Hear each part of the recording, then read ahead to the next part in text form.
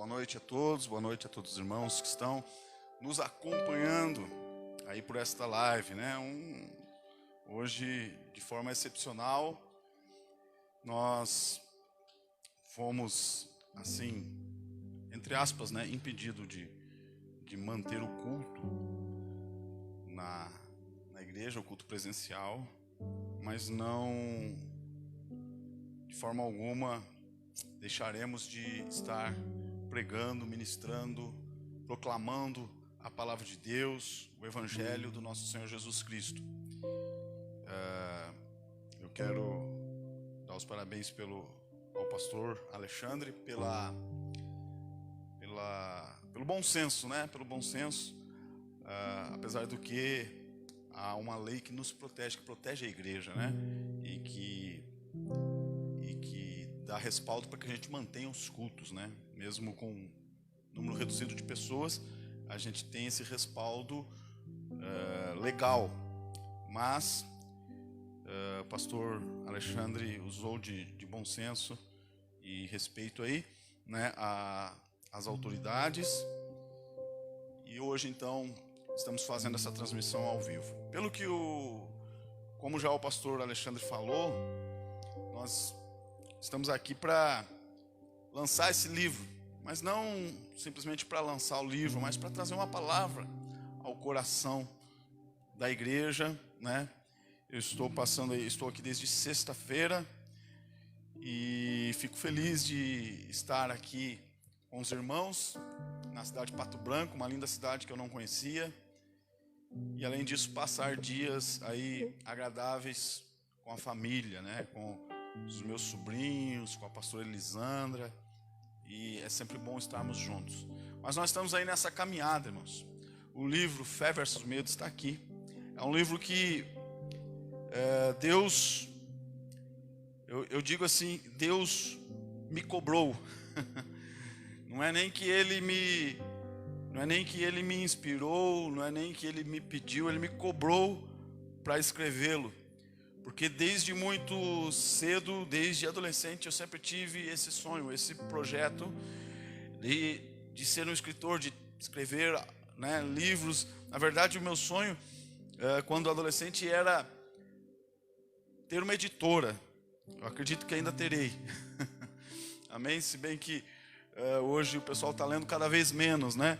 Mas, quem sabe a gente desperta novamente nas pessoas o gosto pela leitura, o gosto que eu tenho desde criança, que eu herdei aí dos meus pais. Herdei não, aprendi com eles, né? Eles me ensinaram a gostar de ler, e é muito importante a gente gostar de ler. E eu falei que Deus me cobrou por quê, irmãos? Porque realizar sonhos não é só algo desejável ao teu coração, mas é um dever. Eu tenho dito isso, é um dever que você tem perante Deus e perante as pessoas que te cercam, perante a sociedade, realizar sonhos. Porque todos nós nascemos com um propósito e viemos a essa terra para cumprir propósitos. E os teus sonhos, eles vão te levando em direção ao propósito de Deus. A palavra de Deus diz que é Deus que efetua tanto o querer, né? É Deus que opera tanto o querer como o efetuar, né? Então, esses sonhos que você tem, de um propósito maior do que você mesmo, de um propósito que até mesmo, humanamente falando, você não tem condições de realizar.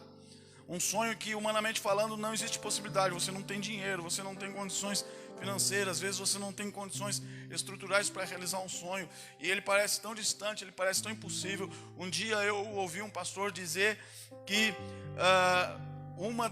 um dos sinais de que o sonho de Deus para a tua vida é verdadeiramente de Deus é a dimensão do impossível. É que esse sonho é impossível e você não pode fazer nada para realizá-lo, e é Deus que vai realizá-lo na tua vida.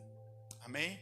Por que Deus não deu um filho a Abraão quando ele era novo, quando ele tinha vigor físico? Porque esse milagre quem iria fazer era Deus, não era Abraão. Abraão tentou dar uma ajudinha para Deus lá, quem conhece a história sabe. Mas Deus disse, não é assim, Abraão, não é você que vai fazer, sou eu, vai ser um milagre. E a Bíblia diz que de um homem já amortecido, de uma mulher já também amortecida, que já tinha cessado né, os seus costumes de mulher e que era ainda estéril. Desses dois, já velhos e amortecidos, Deus trouxe um filho. Amém? Um milagre, foi milagre, não foi nenhum esforço humano, não foi nenhuma obra da carne. Então quando Deus coloca um sonho no teu coração, um dos sinais é que você não tem condição de realizar, mas é Ele que vai realizar na tua vida. Então quando você começa a buscar de alguma forma, né, ir atrás, quando você começa a agir dentro da tua área de influência, você vai andando em direção ao propósito de Deus para a tua vida. Agora, esse livro, ele é o resultado, ele é o fruto do que ele mesmo fala, da superação do medo em cumprir o propósito de Deus para as nossas vidas, de ir em direção ao propósito de Deus, mesmo em meio às dificuldades. As dificuldades que nós estamos vivendo até este momento, e que o ano passado, lá em março, eu achava que ia durar pouco. Eu dizia, não, 1 mês, 2 meses a gente já está tudo normal, e ainda não está normal. Mas Deus colocou no meu coração e disse, você vai deixar passar isso, você vai se acomodar, você vai se acovardar, e não vai fazer nada, não vai realizar nada neste ano, só porque tem uma pandemia. A gente, irmãos, precisa usar os nossos sonhos para enfrentar as situações adversas. A gente precisa usar o propósito de Deus. Então esse livro, ele é o enfrentamento de uma situação adversa. Esse livro é um enfrentamento de uma situação, né, que tentou nos empurrar para baixo, que tentou nos segurar na nossa zona de medo. Este livro é um enfrentamento dessa situação. E você tem esse dever de realizar os teus sonhos. Você tem a obrigação de sair da tua zona de conforto e ir atrás daquilo que Deus tem para a tua vida. Porque você é cercado de pessoas, tua família, filhos, pais, irmãos, amigos, parentes, colegas de trabalho, que ao verem você realizar os teus sonhos, você vai ser inspiração para eles. E você vai desenvolver também os sonhos deles. Amém? Então realizar sonhos é muito mais do que algo desejável, é algo que Deus cobra de nós, que Deus quer de nós. E quando você morrer, eu ouvi isso de um pastor que eu admiro muito e acompanho muito, ele já não está mais entre nós, pastor Myles Monroe, pastor das Bahamas. Ele dizia assim, quando você morrer, morra vazio. Tudo que está dentro de você, você tem que tirar para fora, você tem que concretizar, você tem que realizar. Ele dizia, o cemitério é o lugar mais rico do mundo, porque lá ficaram enterrados muitos sonhos que não foram realizados, pessoas que morreram e não realizaram sonhos, pessoas que morreram e não cumpriram o propósito da vida deles. Então não morra, não leve os teus sonhos para o túmulo, morra vazio. Quando você morrer, que você vá vazio, que você tenha realizado tudo que Deus colocou dentro de você. Amém? Glória a Deus. Eu quero falar com você hoje sobre a maior fé do mundo. A maior fé do mundo. E eu quero que você abra a Bíblia lá em Mateus, no capítulo 8, do versículo 5 ao versículo 13. O livro Fé versus Medo, ele tem 4 capítulos que ele fala sobre o medo. Ele fala sobre o servo medroso. Ele fala sobre o discípulo destemido. Ele fala sobre Jesus e o medo, a relação de Jesus com o medo. E também dos apóstolos, dos discípulos de Jesus, a relação que eles tinham com o medo. No 4º capítulo fala das consequências do medo, que o medo causa, o que o medo faz num povo, numa nação. E por último são 2 capítulos que falam sobre fé. E eu quero falar com vocês hoje sobre a qualidade da nossa fé. E eu quero falar sobre o tema maior fé do mundo. Diz assim, Mateus 8, do 5 em diante. Tendo Jesus entrado em Cafarnaum, apresentou-se-lhe um centurião implorando: Senhor, o meu criado jaz em casa, de cama, paralítico, sofrendo horrivelmente. Jesus lhe disse: eu irei curá-lo. Mas o centurião respondeu: Senhor, não sou digno de que entres na minha casa, mas apenas manda com uma palavra, e o meu rapaz será curado. Pois também eu sou homem sujeito à autoridade, tenho soldados às minhas ordens, e digo a este vai, e ele vai, e a outro vem, e ele vem, e ao meu servo faz isto, e ele o faz. Ouvindo isto, admirou-se Jesus e disse aos que o seguiam: em verdade vos afirmo que nem mesmo em Israel achei fé como esta. Digo-vos que muitos virão do Oriente e do Ocidente e tomarão lugares à mesa com Abraão, Isaque e Jacó no reino dos céus, ao passo que os filhos do reino serão lançados para fora nas trevas. Ali haverá choro e ranger de dentes. Então disse Jesus ao centurião: vai-te e seja feito conforme a tua fé. Naquela mesma hora o servo foi curado. Aleluia. Graças a Deus, louvado seja o nome do Senhor Jesus. Eu quero que, se você puder manter a Bíblia aberta aí, eu gostaria que você não se distraísse. É muito fácil se distrair através de uma live. Qualquer coisa, você está aí muitas vezes relaxado no conforto do teu lar, e qualquer coisa que acontece, um filho pede uma coisa, você já se distrai. Eu gostaria que você se desligasse de tudo agora e prestasse atenção só na palavra. Se puder ficar com a Bíblia aberta para acompanhar algumas referências que nós vamos usar, para que você chegue ao entendimento e para que você faça uma autoavaliação da qualidade da tua fé. Que tipo de fé você tem tido? Que tipo de fé você tem exercido? Eu tenho aqui um exemplo de fé de um centurião. Eu acredito, irmãos, que existem níveis de fé. Existem níveis de fé. Para citar só um exemplo que eu baseio esse meu pensamento, quando Jesus estava com os discípulos no barco durante uma tempestade. A tempestade estava açoitando o barco, Jesus estava lá dormindo. E os discípulos então despertam Jesus. E Jesus dá ordem ao vento para que se acalme, ao mar para que se aquiete. E a Bíblia diz que houve grande bonança. E aí Jesus olha para os discípulos e diz assim: porque sois tão medrosos, homens de pequena fé. É como se Jesus dissesse assim: o medo de vocês é tão grande que não tem lugar para fé. Ou seja, há uma proporção inversa entre fé e medo. Quanto mais medo, menos fé. Quanto mais medo, menos fé. Sabe, meu irmão, o contrário do medo não é a coragem. A coragem não é oposto ao medo. Mas o medo sim é contrário à fé. Quanto mais medo, menos fé.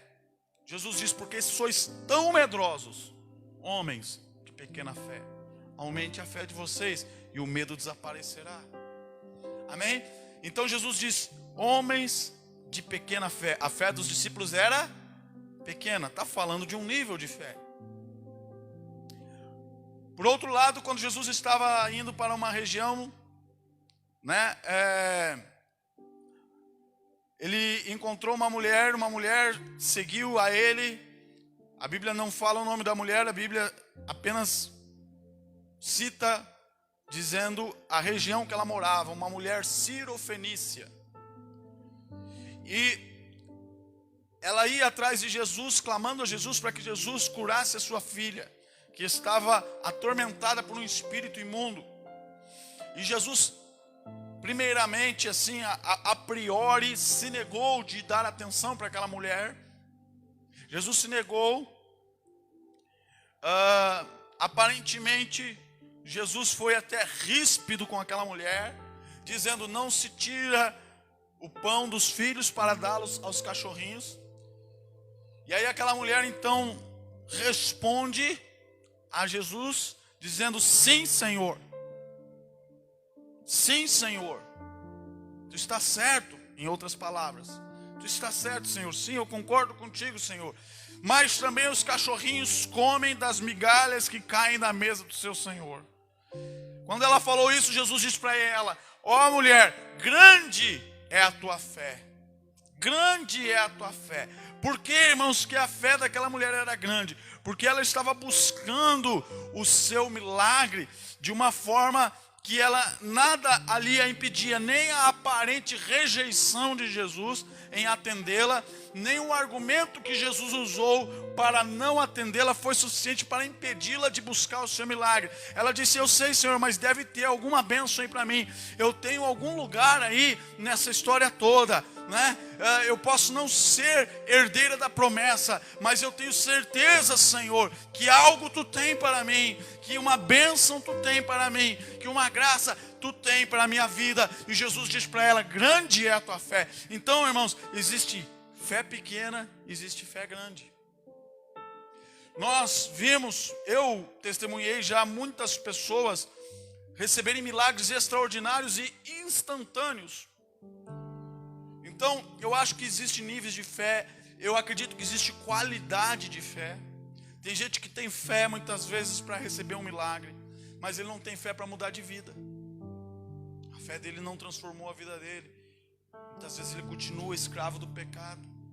Mas eu já vi pessoas entrarem na igreja, o pastor Alexandre está aqui, que não me deixa de mentir, na igreja lá no Rio Grande do Sul, quando meu pai era pastor, um homem entrou de muletas na igreja, carregado, e ele saiu dali caminhando, sem muletas, curado. Porém, aquele homem nunca teve uma mudança de vida. Saiu da igreja e nunca mais voltou. Ele teve fé para receber a bênção, para receber o milagre, mas não teve fé para receber a salvação da vida dele. Não teve fé para abandonar a velha vida. Então, nós vemos que existem níveis, existem qualidades de fé.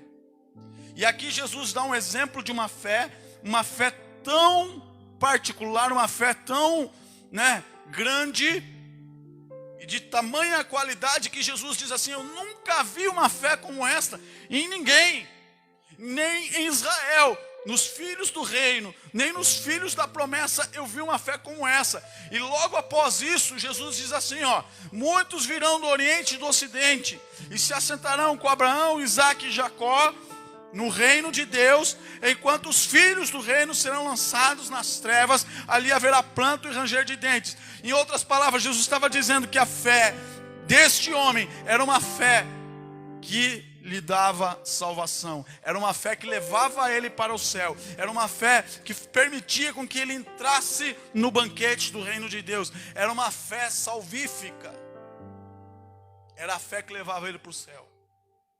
A qualidade desse tipo de fé. Amém? Aquele homem não era judeu, a Bíblia diz que ele era um romano. Então, o que fez nesse homem, que características na fé desse homem fez com que Jesus se admirasse tanto, a ponto de Jesus fazer essa declaração? Eu vou dizer uma coisa para você, meu irmão. Se tem uma coisa que judeus têm orgulho na vida, o judeu é um povo que tem um orgulho enorme da sua descendência, de ser descendente de Abraão. Todo judeu, ele se orgulha de ser filho de Abraão, Isaque e Jacó. Todo judeu, quando ele vai orar a Deus, ele diz: Deus de Abraão, Deus de Isaque e Deus de Jacó. Essa é o preâmbulo da oração do judeu. E aí Jesus chega e diz assim: tem muitos judeus que estão achando que vão para o banquete com Abraão, Isaque e Jacó e não vão. E aí Jesus diz: mas alguns que virão do Oriente e do Ocidente, como esse romano, se assentará à mesa com Abraão, Isaque e Jacó. Isso para o judeu é uma ofensa tremenda. Não foi à toa que os judeus não creram em Cristo, porque Jesus confrontou eles em muitos dos seus enganos, dos seus erros, dos seus pecados. E um dos pecados era eles achar que estava tudo garantido, que a salvação deles estava garantida, simplesmente por eles serem judeus, filhos de Abraão, Isaque e Jacó. Quando Jesus disse que das pedras Deus poderia suscitar filhos a Abraão. Então nós precisamos entender e avaliar nossa fé. Será que nós temos realmente tido uma fé pura e de qualidade na presença do Senhor, do nosso Deus? A primeira coisa que eu observo na fé desse homem romano é uma fé altruísta. Amém? É uma fé que se preocupa com o próximo. Irmãos, ele não foi até Jesus para buscar uma bênção para si. Ele não foi até Jesus para resolver os seus problemas. Ele não foi até Jesus para conquistar bênçãos para si.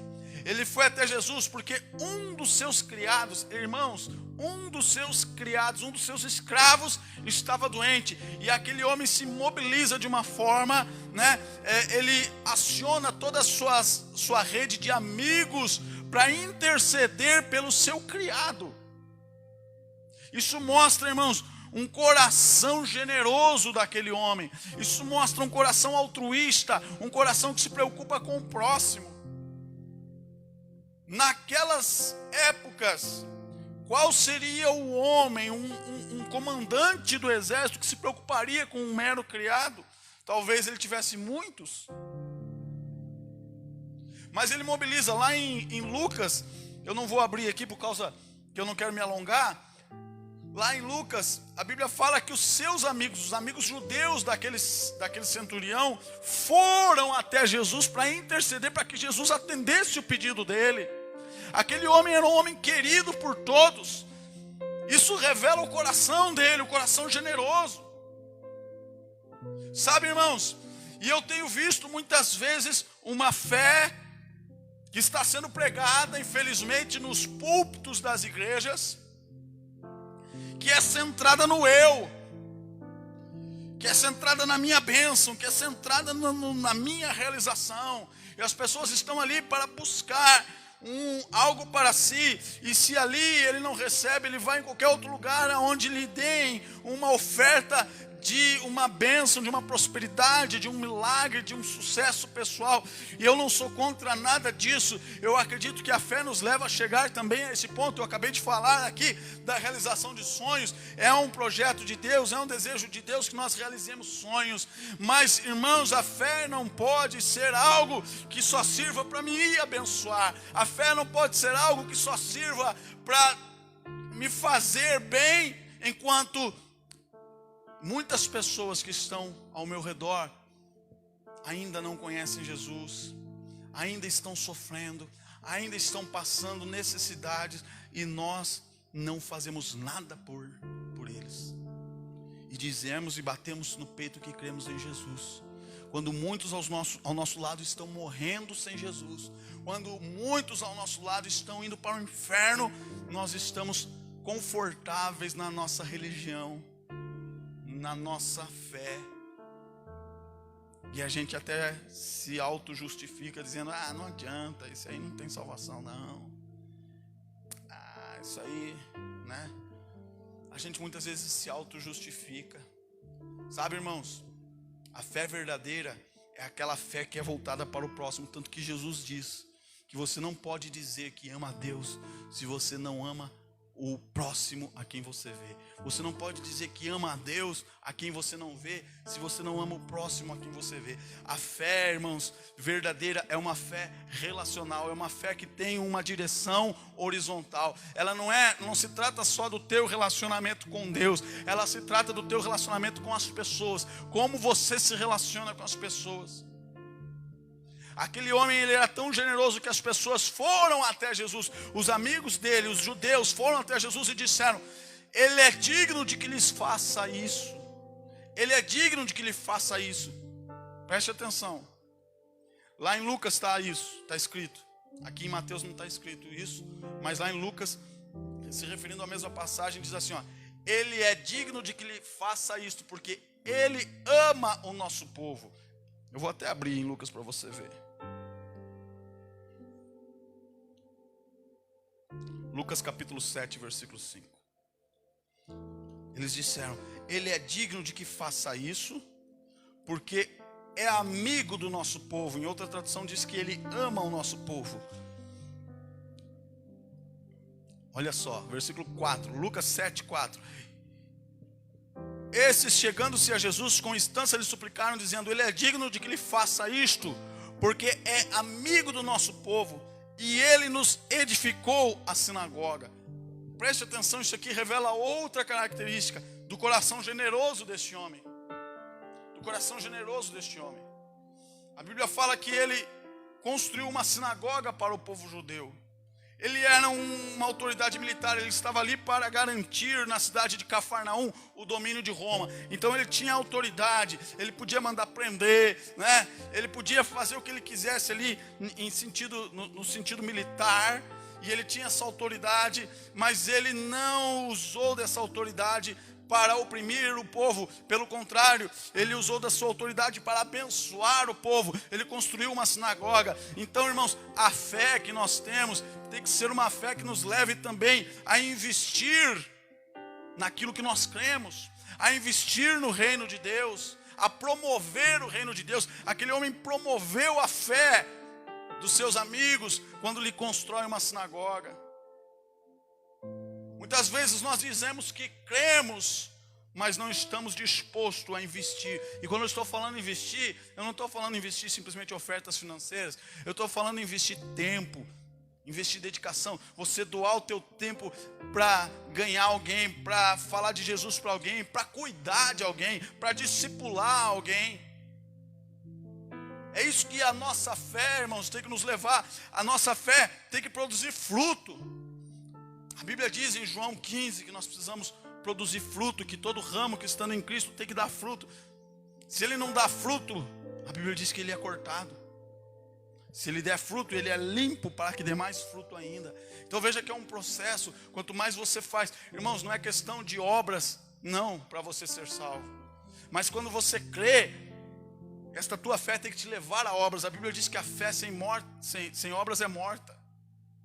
Então não é fé nas obras, mas é fé que obra. A fé sempre vai nos levar a agir. A fé sempre tem que nos levar a tomar atitudes. A fé sempre tem que nos levar a fazer coisas que são congruentes com aquilo que nós cremos. Aí tem gente que diz que tem fé em Deus, mas ele não ajuda ninguém, ele não evangeliza ninguém, ele não serve ninguém, ele não dá fruto em nada, ele não usa os seus dons para a obra de Deus. Ele não dá o seu tempo para Deus. Ele dá desculpas. Se a tua fé tem te isolado, tem te colocado numa bolha, se a tua fé tem te tornado uma pessoa arrogante, se você tem se tornado uma pessoa vaidosa, talvez a tua fé não seja uma fé de boa qualidade. Talvez o que você tenha não é uma fé verdadeira. Talvez é religiosidade. Então nós precisamos avaliar como anda a nossa fé. Segunda coisa, ou melhor, terceira coisa que eu vejo na fé daquele homem é a humildade daquele homem. Irmãos, a fé em Cristo, ele vai nos tornar semelhantes a Cristo. E a Bíblia diz que nós temos que seguir o exemplo lá em Filipenses. Nós temos que seguir o exemplo de Jesus Cristo, que sendo Deus, não usurpou a ser igual a Deus, mas saiu da sua, abriu mão da sua glória, abriu mão da sua posição de Deus, desceu até a terra, se tornou um homem, mas ele não se tornou um homem, tipo um homem poderoso, um homem rei, um político. Não, ele se tornou um homem maldito. Ele foi até o mais baixo nível da humanidade, porque a Bíblia diz: maldito todo aquele que for pendurado no madeiro. Então Jesus, ele se rebaixou a tal ponto pela humanidade, irmãos, ele se humilhou a tal ponto pela humanidade, que ele foi até a cruz. Mas o apóstolo Paulo continua dizendo: pelo que Deus o exaltou sobremaneira, e lhe deu uma posição, que está acima de tudo, e diante dele todo joelho se dobrará e toda língua confessará que Jesus é o Senhor. Diga glória a Deus, amém? A exaltação que Deus deu a Jesus como rei do universo, como rei de todas as coisas, foi por causa da sua disposição em se humilhar e obedecer ao Pai e vir à terra para dar a sua vida por nós. Então nós temos que ter esse exemplo de Jesus Cristo. Você veja que aquele homem, ele chega até Jesus, e quando Jesus diz: eu vou até a sua casa, ele fala para Jesus: Jesus, eu não sou digno de que entres na minha casa. Eu não sou digno de que entres na minha casa. Ele demonstrou humildade. Preste atenção, irmãos. Humildade, muitas pessoas confundem humildade com baixo autoestima. Não tem nada a ver. Humildade não é autocosmiseração. Tem pessoas que acham que humildade é você se autodepreciar. Quem que sou eu? Não sou nada. Pobre de mim, eu sou um coitado. Não, não é isso. Você vê que esse homem não sofre de autocosmiseração. Quando ele diz, eu não sou digno de que entres na minha casa, ele está reconhecendo quem Jesus é. Não se trata de quem ele é, se trata de quem Jesus é. Ele diz assim, eu também sou o homem que tenho autoridade. Ele sabia quem ele era. Ele diz, eu sou homem de autoridade. Eu mando meu servo vai, ele vai. Eu mando meu servo vem, ele vem. Ele sabia quem ele era, mas ele também sabia quem Jesus era. Ele sabia até onde ele podia ir, mas ele sabia aquilo que ele não podia fazer, que ele precisava de outro para fazer. Isso é humildade, é você reconhecer os teus limites e saber que existem outros que podem te ajudar, que podem resolver, que podem te dar os dons dele, os talentos dele. A pessoa que é orgulhosa, ela não sabe contar com a ajuda dos outros. A pessoa que é orgulhosa, ela não sabe contar com o apoio, ela não sabe trabalhar em equipe. Mas aquele homem não, aquele homem ele sabia quem ele era e sabia quem Jesus era. Amém? Sabia quem Jesus era. Nós precisamos entender isso. O que é humildade? Não é baixa autoestima, não é autocosmiseração. É você saber quem você é saber o que você pode fazer e até onde você pode ir. E reconhecer os teus limites. E saber que outras pessoas podem fazer coisas que você não sabe fazer e te ajudar. Que outras pessoas fazem, completam aquilo que você não pode fazer. Sabe, irmãos? E é por isso que Deus determinou, irmãos, que o ser humano vivesse em sociedade, para que um dependesse do outro e para que sem o outro ninguém pudesse viver uma vida completa, uma vida plena. Então nós só vivemos uma vida plena e completa quando nós aprendemos o nosso relacionamento com o próximo. E quando esse relacionamento é pautado por humildade, por bondade, por generosidade, por amor. Amém? Por amor. E por fim, ou melhor, o quarto ponto da fé daquele homem, eu vejo o reconhecimento de autoridade espiritual. Aquele homem reconhece que Jesus é uma autoridade espiritual. Aquele homem reconhece que Jesus é uma autoridade acima dele, num plano que ele não tem condições de trabalhar. Tanto é que ele fala, ele diz, eu sou homem sujeito a autoridades e também tenho servos às minhas ordens. Eu posso mandar para os meus servos, eu digo vai, ele vai. Eu digo vem, ele vem. E ele fala para Jesus, ele está reconhecendo que Jesus é uma autoridade sobre a vida dele ali, espiritualmente falando. Ele está dizendo, o meu servo eu não posso curar. Eu posso dar ordem para ele trabalhar, mas para ele se curar eu não posso fazer nada. Não está ao meu alcance, está fora da minha alçada. Mas o Senhor Jesus pode dar ordem agora aos anjos para que meu servo seja curado. Aleluia. Irmãos, nós precisamos aprender a reconhecer a autoridade espiritual. Isso é bíblico. Amém? Isso é bíblico. Nós precisamos olhar para as pessoas e saber que nós temos pessoas que são autoridade e que podem nos abençoar. Sabe? É um princípio isso. Deus trabalha com autoridade espiritual. Deus trabalha, por exemplo, com a autoridade do pai sobre os filhos. O pai tem uma autoridade espiritual sobre os filhos. O esposo tem uma autoridade espiritual sobre a esposa. Isso é autoridade espiritual. Isso é um princípio espiritual que nós precisamos aprender a respeitar. A Bíblia diz que o homem é um sacerdote na sua casa. A Bíblia fala dos líderes que nós temos que ter em grande estima aqueles que nos guiam e aqueles que nos ensinam na palavra. A Bíblia diz assim, tenhais por grande estima ou por digno de dobrada honra os vossos guias que lhe ensinam a palavra e que lhe ensinam bem. A Bíblia diz que nós temos que honrar os nossos líderes. A Bíblia diz que nós precisamos dar honra a quem é digno de honra. E está aí um princípio que está se perdendo na nossa geração. As pessoas esqueceram o que significa honra. Amém? Aquele homem entendia de autoridade porque ele era um romano. Ninguém na época de Jesus entendia mais de autoridade do que os romanos. Se tem uma coisa que o romano se orgulhava, era de ser sujeito à autoridade, de respeitar suas autoridades. Tanto é que o livro de Marcos foi escrito para os romanos, e o livro de Marcos fala sobre o servo que é Cristo Jesus, que levou as cargas. Porque era um ideal romano o servir, amém? O honrar os líderes. Então nós precisamos entender isso também, amém?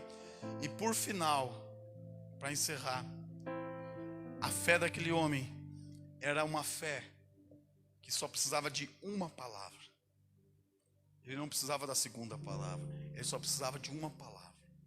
Ele disse para Jesus: me dá só uma palavra, manda com uma palavra e o meu servo será curado.